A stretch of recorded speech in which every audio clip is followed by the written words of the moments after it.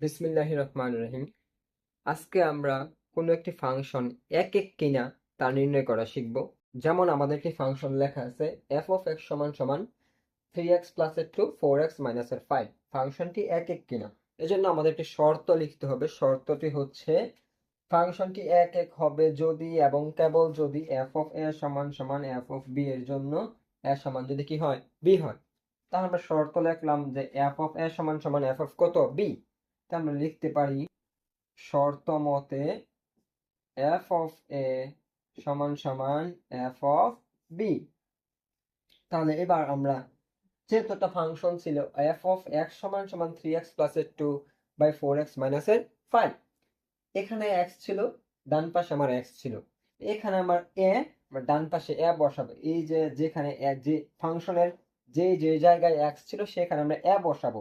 তাহলে 3x এর জায়গায় 3a প্লাসের 2, 4x এর জায়গায় a মাইনাসের 5 সমান সমান ডান পাশে। এবার যেহেতু আমার ফাংশনের পরে b আছে, ফাংশন অফ b আছে, এজন্য x এর জায়গায় আমরা b বসাবো।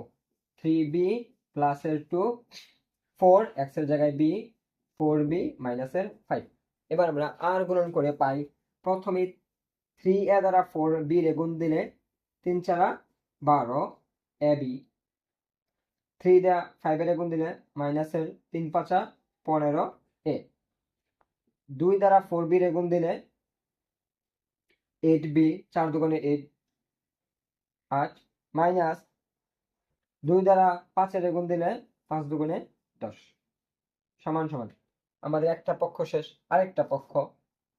3 দিয়ে যদি আমি 4 এর গুণ দিই 3 4 12 ab, 3 দ্বারা 5 এর গুণ দিলে 3 5 15 b, 2 দ্বারা আমরা 4 এর গুণ দিলে 4 দুগুণে 8 এ, 2 দ্বারা 5 এর গুণ দিলে মাইনাসের 5 দুগুণে 10।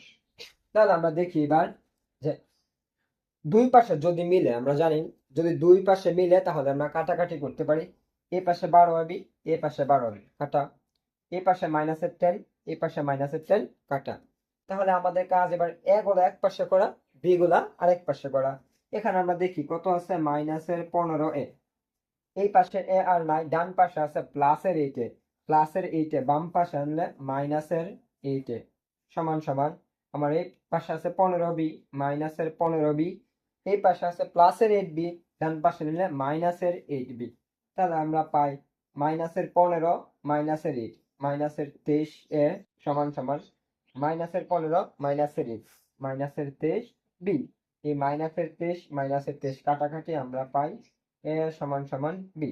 যেহেতু আমরা বলেছিলাম এফ অফ এ সমান সমান এফ অফ বি এর জন্য যদি এ সমান বি পাই তাহলে ফাংশনটি এক এক। যেহেতু আমরা এ সমান বি পাইছি, অতএব বলতে পারি ফাংশনটি একক। ফাংশনটি একক।